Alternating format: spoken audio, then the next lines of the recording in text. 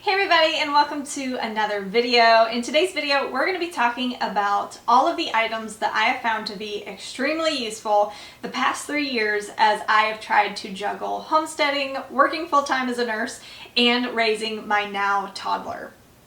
While we talk about that, I don't just want to be sitting here blabbing to the camera. We are bedtime weekend warriors around here. That's the only time we have to do anything. So while I talk about all those items, I'm also going to be creating some DIY flock blocks for our chickens.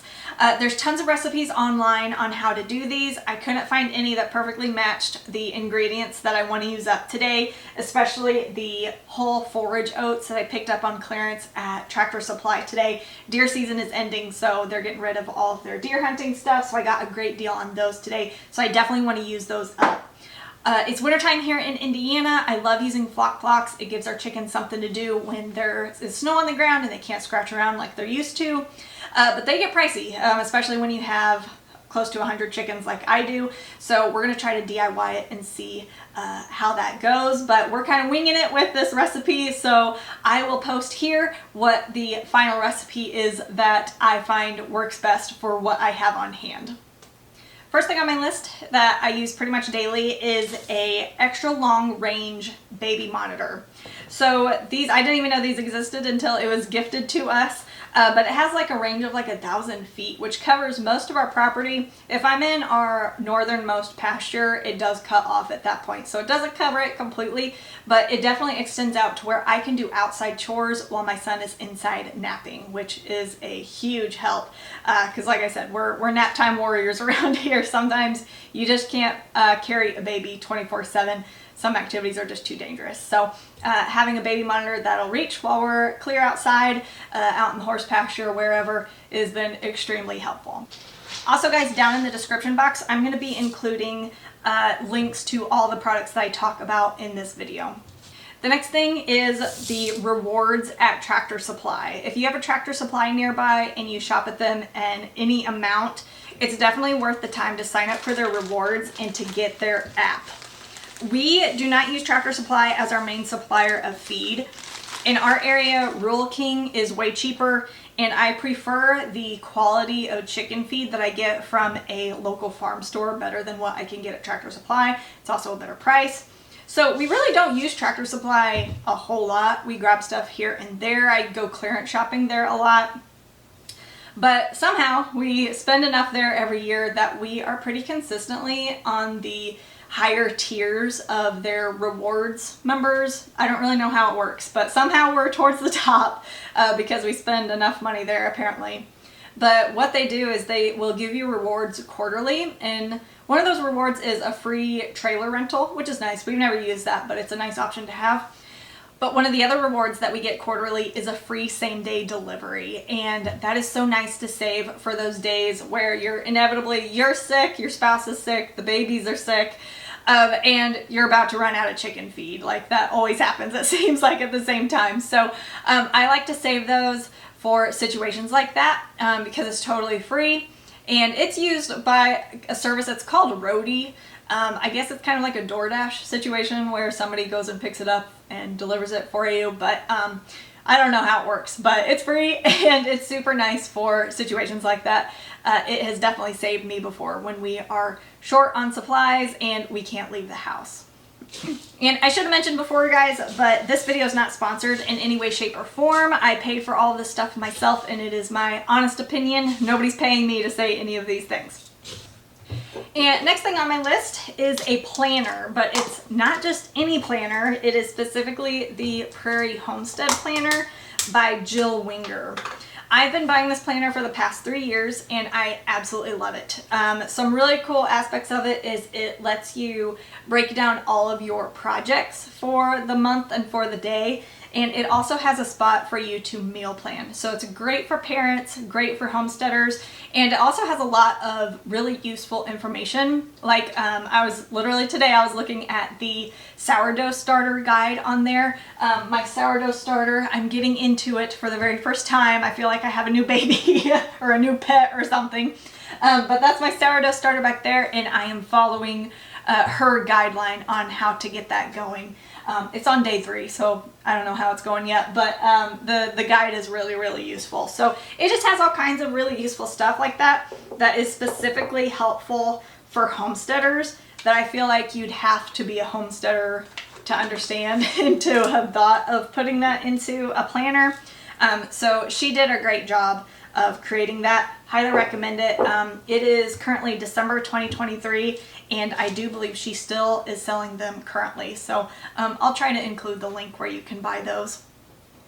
So when my son was much younger, we definitely did a lot of baby wearing.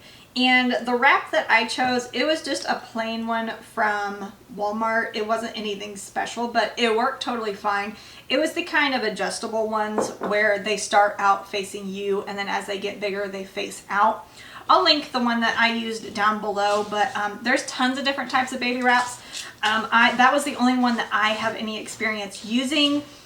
But Farmhouse on Boone has a really good video where she talks about the different types of baby carriers available, and she has had way more kids than me, so I would refer you to her, Lisa, over at Farmhouse on Boone, to talk more about baby carriers.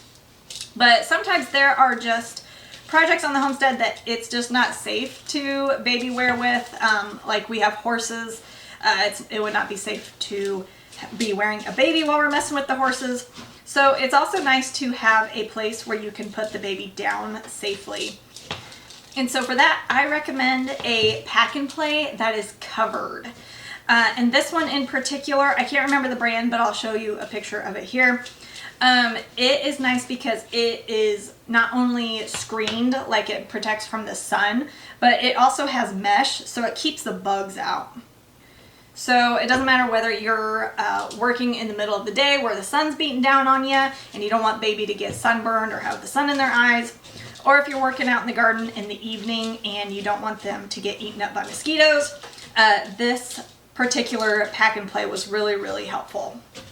So about the time that my son got really good at sitting up on his own, he started to get too heavy for me to baby wear in him anymore. And it just got too difficult to do chores while carrying him in the baby wrap. So what we transitioned him over to was this cute little push car toy. And it's really nice because it has a seat belt. So you can kind of control the... so you can kind of keep the kid contained, keep them from just hopping up and getting into trouble.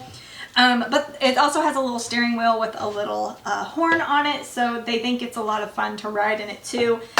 It looks big and bulky, but it's actually really easy to push and maneuver around.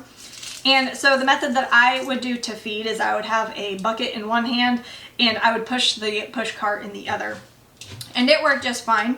It made doing chores with the baby much, much easier. And my son's almost 3 now, and he still enjoys riding in that car, and he's still not too big for it. So it's definitely a good long-term investment because they are a little bit pricey when you first buy them. All right, our concoction is looking promising. I'd eat that if I had to. All right, let's put it in a pan and get it cooking.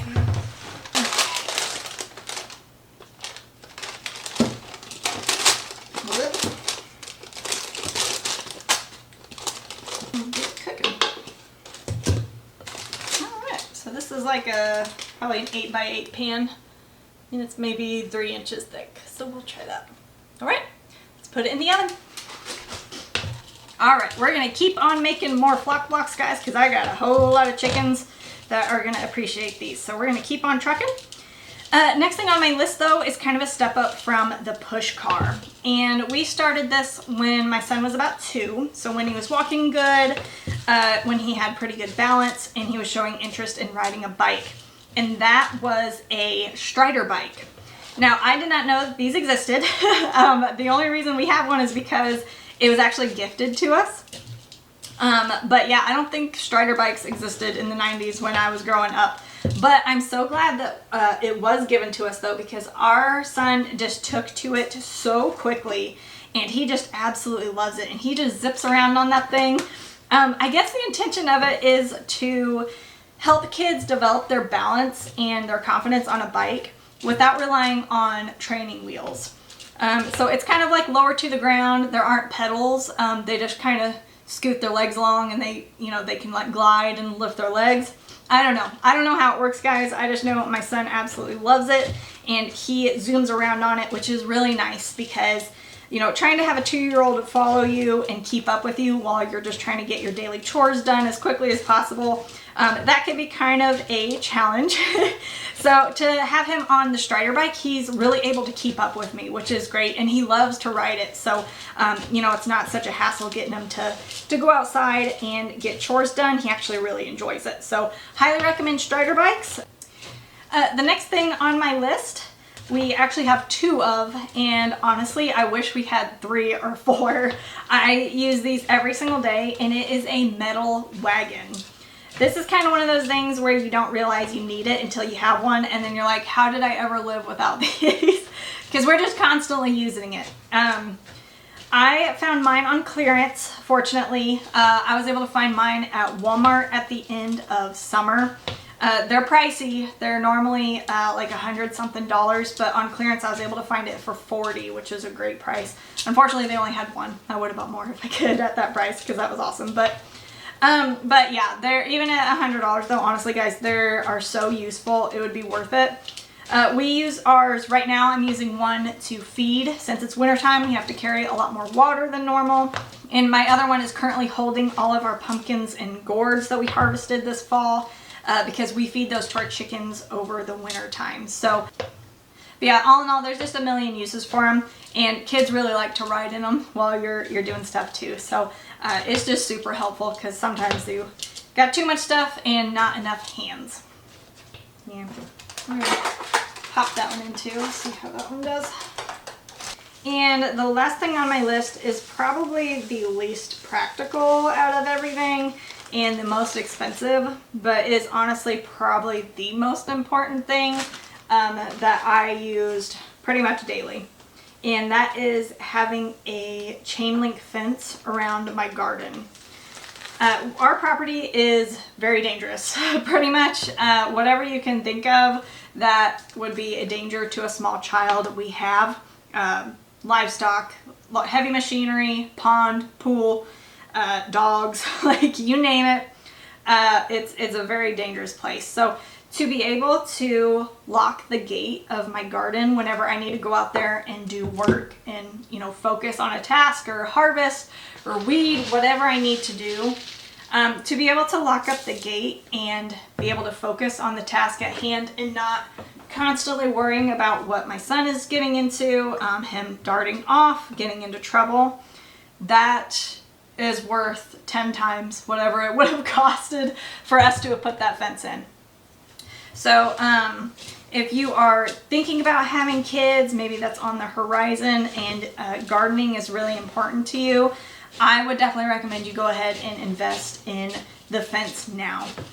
And honestly, it's nice to have a fence around your garden anyways because it helps keep the, the chickens and the rabbits and the deer out of it. But just the safety aspect for my son, that fence is irreplaceable to me. Alright guys, it's a couple hours later. We ended up making 8 flock blocks. And in between each batch, I did change the recipe a little bit. I kind of fudged around with the measurements. And they all turned out, honestly, very similar. So I think you could just throw together whatever you have in any amount and it will turn out just fine. There are chickens, they'll eat anything.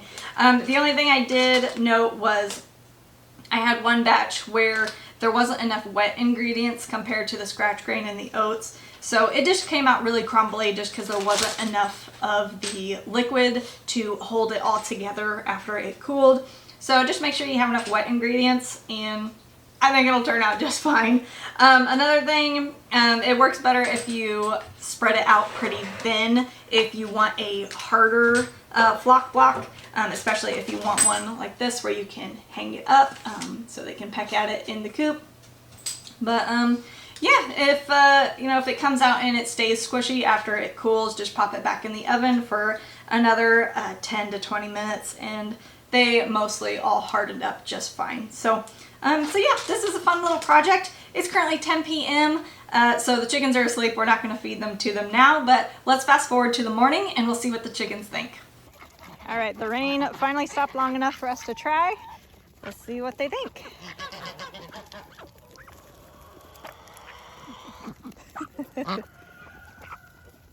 All right.